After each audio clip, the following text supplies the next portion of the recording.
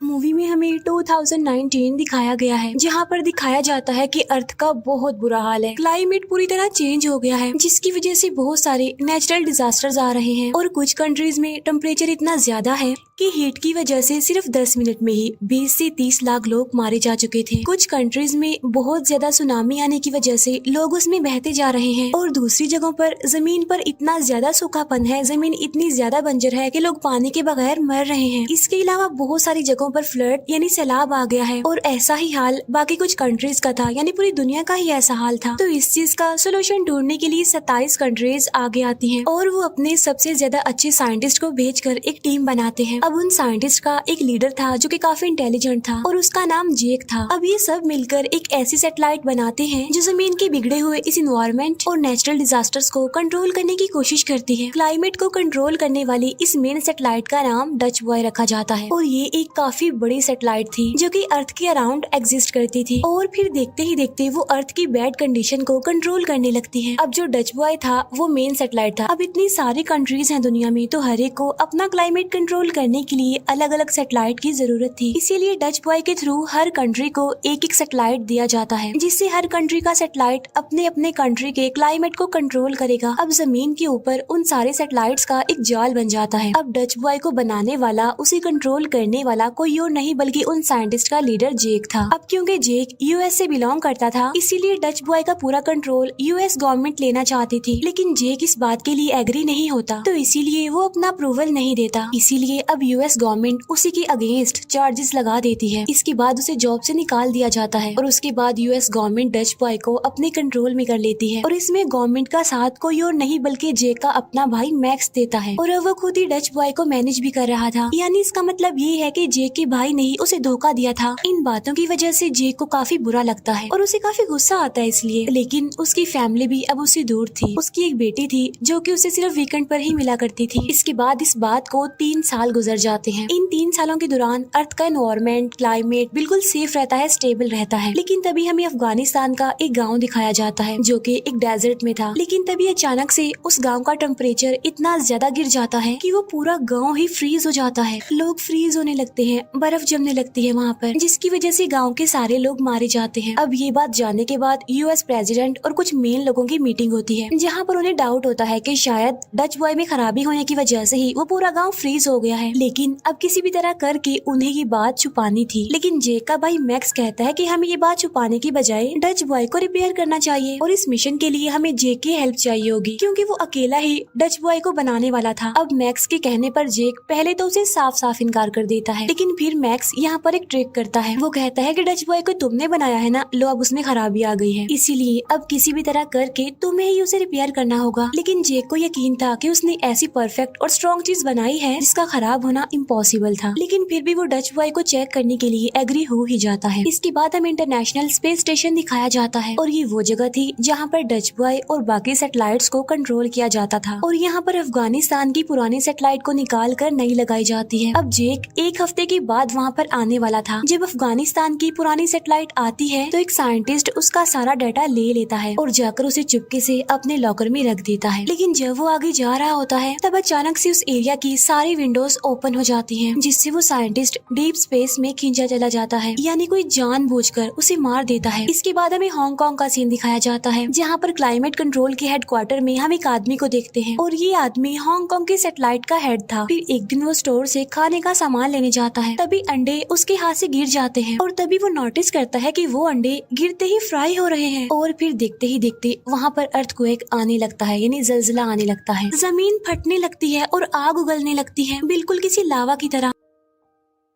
तब हांगकांग का वो हेड अपनी गाड़ी लेकर वहाँ से भागने की कोशिश करता है और जैसे जैसे वो भाग रहा होता है उसके पीछे की जमीन धंसती जा रही थी। वहाँ से निकलते निकलते वो सिटी से बाहर आ जाता है और आकर वो एक ब्रिज पर रुक जाता है और जब वो पीछे मुड़कर देखता है तो सारी बिल्डिंग्स नीचे गिर रही थी और देखते ही देखते वो पूरा शहर इस डिस्ट्रक्शन की लपेट में आ जाता है। हर तरफ तबाही मच जाती है, बचने का तो कोई चांस नजर ही नहीं आ रहा था। अब यहाँ पर हांगकांग का वो हेड चाइना का डच बॉय का सैटेलाइट एक्सेस करना चाहता था, लेकिन उसकी एक्सेस पर डिनाइड आ जाता है, जिसकी वजह से वो लॉग इन नहीं हो पाता। तब वो जल्दी से मैक्स को कॉल करके इस बारे में इन्फॉर्म करता है, और जब मैक्स लॉग इन करने की कोशिश करता है तो उसकी एक्सेस भी डिनाइड आ जाती है। यानी इसका मतलब साफ था कि उनका पूरा सिस्टम किसी ने हैक कर लिया था, जिसके बाद सबकी एक्सेस ब्लॉक कर दी गई। फिर हांगकांग का हेड मैक्स को कहता है कि अगर इसी तरह क्लाइमेट चेंज होता रहा और नेचुरल डिजास्टर्स आते रहे तो लास्ट में जियोस्टॉर्म आ जाएगा। जियोस्टॉर्म यानी ऐसा दिन जब पूरी दुनिया तबाह हो जाएगी। और तभी उस हेड के ऑफिस में कुछ लोग आ जाते हैं। तब ये देखकर वो हांगकांग का हेड कहीं पर छुप जाता है, और जो लोग वहाँ पर आते हैं वो उसके लैपटॉप से सारी इन्फॉर्मेशन ले लेते हैं। और ये देखकर वो हेड समझ जाता है कि कोई तो इंसान ऐसा है जो डच बॉय पर एक्सेस करके उसे हैक कर रहा है। अब यहाँ पर मैक्स वहीं पर काम करने वाली एक हैकर की हेल्प से ये चीज चेक करने के लिए उसे कहता है कि किसने इलीगली डच बॉय को एक्सेस कर लिया है, उसे हैक कर रहा है। वहाँ पर मैक्स की एक फ्रेंड भी थी जो कि एक एजेंट थी। फिर दूसरी तरफ जेक अपने मिशन के लिए बिल्कुल रेडी था। अपनी बेटी को वो उसकी मदर के पास छोड़कर अपने मिशन के लिए निकल जाता है, और वो सक्सेसफुली इंटरनेशनल स्पेस स्टेशन यानी अर्थ की ऑर्बिट में आ जाता है। यहाँ पर जेक को 3 टास्क दिए जाते हैं। सबसे पहला ये कि जो साइंटिस्ट स्पेस स्टेशन में मर गया था उसकी इन्वेस्टिगेशन करना, फिर दूसरा ये कि अफगानिस्तान में जो एक्सीडेंट हुआ था उसकी इन्वेस्टिगेशन करना, और तीसरा हांगकांग में होने वाले एक्सीडेंट की इन्वेस्टिगेशन करना। वो कुछ लोगों से मीटिंग करता है और ये सारी बातें क्लियर करता है। फिर वो हर कंट्री के सैटेलाइट को पर्सनली स्कैन करता है कि अगर उसमें कोई ग्लिच आ गई हो तो उसे रिप्लेस कर दिया जाए। अब टोटल 1000 से भी ज्यादा सैटेलाइट्स थी। फिर आगे जाकर उसे पता चलता है कि इस सारे मिशन का हेड कोई और नहीं बल्कि उसका भाई मैक्स है, और हर रोज उसे सारी इन्फॉर्मेशन देनी है। अब जेक को ये बात काफी बुरी लगती है, जिसकी वजह से दोनों भाइयों में कुछ प्रॉब्लम्स होने लगती हैं। इसके बाद जेक अपनी इन्वेस्टिगेशन शुरू कर देता है, यानी अपनी पहली इन्वेस्टिगेशन उस साइंटिस्ट के बारे में जो मर गया था। यहाँ पर उसे पता चलता है कि वो एक्सीडेंट किसी ने जानबूझकर करवाया था, और डीप स्पेस में जाने से पहले उस साइंटिस्ट के हाथ में एक हार्ड डिस्क थी जो अभी भी उस स्पेस स्टेशन के एक हिस्से पर अटकी हुई है। तब जेक और स्टेशन कमांडर अपनी जान पर खेलकर उस हार्ड डिस्क को लेने जाते हैं, और यहाँ पर उन्हें पता चलता है कि जो एक्सीडेंट हांगकांग और अफगानिस्तान में हुआ था वो सैटेलाइट में खराबी की वजह से नहीं बल्कि किसी ने जानबूझकर ऑर्डर्स दिए थे सैटेलाइट को ऐसा करने के लिए। लेकिन उन्हें ये पता नहीं चल पाता कि आखिर ये कर कौन रहा है, इसके पीछे है कौन। फिर हांगकांग का हेड वहाँ से निकलकर न्यूयॉर्क आ जाता है, और वो मैक्स को मिलने के लिए कहता है ताकि वो पूरे मैटर की इन्फॉर्मेशन उसे दे सके। वो मैक्स को मिलने के लिए एक जगह पर बुलवाता है, जहाँ पर मैक्स अपने फ्रेंड यानी उस एजेंट के साथ जाता है। मैक्स और उसकी फ्रेंड वो दोनों ही हांगकांग के हेड को देख लेते हैं, जो कि रोड की दूसरी साइड पर खड़ा होता है। लेकिन जैसे ही वो क्रॉस करने लगता है तो उसके पीछे खड़ा हुआ एक आदमी उसे धक्का दे देता है, जिसकी वजह से हांगकांग का हेड एक गाड़ी से टकरा जाता है। लेकिन मरने से पहले वो एक पार्टिकुलर प्रोजेक्ट के बारे में मैक्स को बता देता है। दूसरी तरफ जेक और स्टेशन कमांडर उस हार्ड डिस्क का पूरा प्रोग्राम देख रहे होते हैं, जिससे उन्हें पता चलता है कि किसी ने इस सिस्टम में वायरस इंसर्ट कर दिया है, जो अलग अलग कंट्रीज के सैटेलाइट्स को ऑर्डर दे रहा है और उनके क्लाइमेट को चेंज कर रहा है, जिसकी वजह से जमीन दोबारा से तबाही की तरफ जा रही है। अब जेक मैक्स को मैसेज भिजवाता है कि अर्जेंटली मीटिंग करनी है, यानी जो कुछ भी हो रहा है उसके बारे में इन्फॉर्म करने के लिए। और यहाँ पर जेक मैक्स को सारी बात बता देता है कि किसी ने सिस्टम में वायरस डाल दिया है, इसीलिए डच बॉय जानबूझकर सैटेलाइट्स को ऑर्डर दे रहा है, जिसकी वजह से अलग अलग कंट्रीज लाइक अफगानिस्तान और चाइना में वेदर बिगड़ गया है। यानी कोई डच बॉय को बिल्कुल किसी वेपन की तरह यूज करके तमाम कंट्रीज को खत्म करना चाहता है। और कोई स्पेस स्टेशन का आदमी भी इसमें मिला हुआ है, और वही है जो डच बॉय में वायरस का प्रोग्राम इंसर्ट करता है, और उसको ऑर्डर देने वाला जरूर कोई ना कोई बड़ी अथॉरिटी का आदमी है, और वो कोई और नहीं बल्कि मैक्स के सीनियर्स में से कोई एक है। अब वो या तो मैक्स का बॉस हो सकता है या फिर प्रेसिडेंट। ये सुनकर मैक्स कहता है कि भला प्रेसिडेंट ऐसा क्यों करना चाहेगा, जिस पर जे कहता है क्योंकि डच बॉय वेपन की तरह यूज हो रहा है, और वो सिर्फ उन्हीं कंट्रीज को टारगेट कर रहा है जो आज के जमाने में काफी सक्सेसफुल है, और आने वाले टाइम में ये कंट्रीज काफी इम्प्रूव करेंगी और काफी सक्सेसफुल होंगी, और उनकी इकोनॉमी भी काफी अच्छी होगी। इसीलिए अब ये सब कुछ जानने के बाद मैक्स उस हैकर की हेल्प से उस सारे प्रोजेक्ट के बारे में इंफॉर्मेशन निकालता है जो कि उसे हांगकांग के हेड ने बताई थी, जहाँ पर उसे कुछ फाइल्स मिल जाती हैं,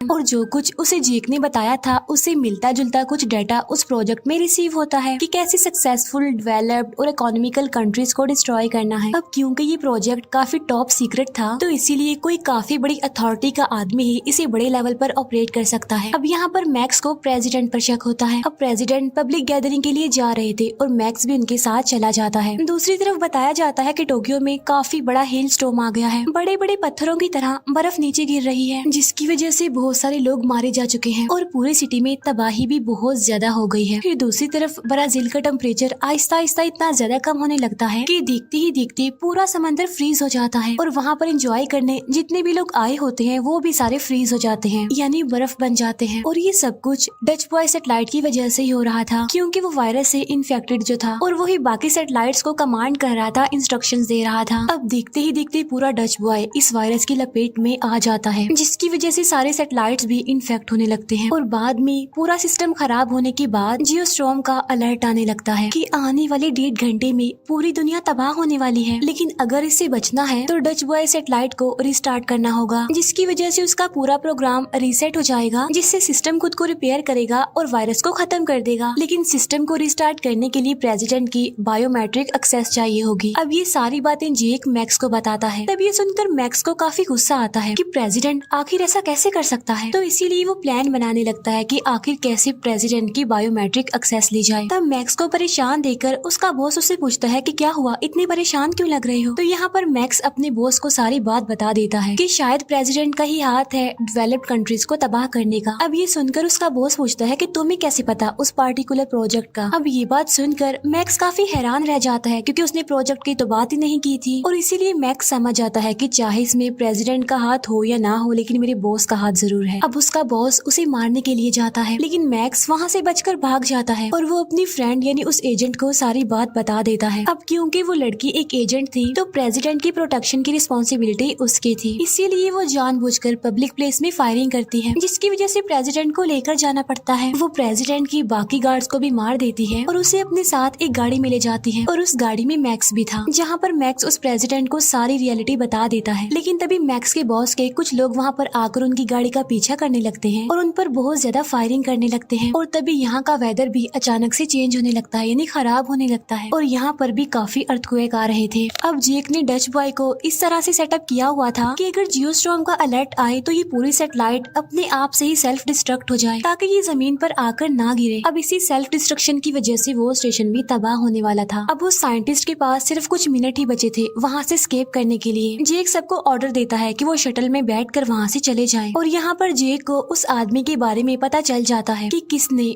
डच बॉय में वायरस को इंसर्ट किया था। असल में ये उन्हीं की टीम का एक मेंबर था जो कि स्टेशन कमांडर था, और ऐसा करने के लिए उसे बहुत सारे पैसे मिले थे। यहाँ पर जेक और उसके बीच काफी फाइट होती है, जिसमें बाय मिस्टेक वो स्टेशन कमांडर एक बटन प्रेस कर देता है, जिसकी वजह से स्पेस स्टेशन की इस सेक्शन की विंडोज खुल जाती हैं, जिससे वो लड़का डीप स्पेस में चला जाता है। अब यहाँ पर जेक भी बाहर जाने ही वाला होता है कि तभी वहाँ पर उसके साथी यानी स्टेशन कमांडर आकर उसे बचा लेती है। Dutch boy out of control हो जाता है, जिसकी वजह से पूरी दुनिया में तबाही होने लगती है और इस तबाही में सुनामी आ गया था। मुंबई में काफी बड़ा तूफान आ जाता है। मीनवाइल मैक्सिको में हीट वेव आ जाती है। वो सारे साइंटिस्ट शटल में बैठकर जमीन पर आने वाले थे, लेकिन जेक जो कि जाने के लिए तैयार नहीं था, तब स्टेशन कमांडर वहाँ पर आकर उसकी हेल्प करती है। दूसरी तरफ मैक्स और उसके बॉस की लड़ाई में प्रेसिडेंट की वजह से मैक्स का बॉस पकड़ा जाता है और यहाँ पर वो सारी बात रिवील करता है कि आखिर उसने ऐसा क्यों किया। वो बताता है कि मैं प्रेसिडेंट बनना चाहता था, क्योंकि इस पूरे एक्सीडेंट की रिस्पॉन्सिबिलिटी प्रेसिडेंट पर आती, जिसकी वजह से प्रेसिडेंट को निकाल दिया जाता और उसकी जगह मैं प्रेसिडेंट बन जाता। इसके बाद उसे अरेस्ट कर लिया जाता है। इसके बाद जो प्रेसिडेंट थे वो अपने बायोमेट्रिक से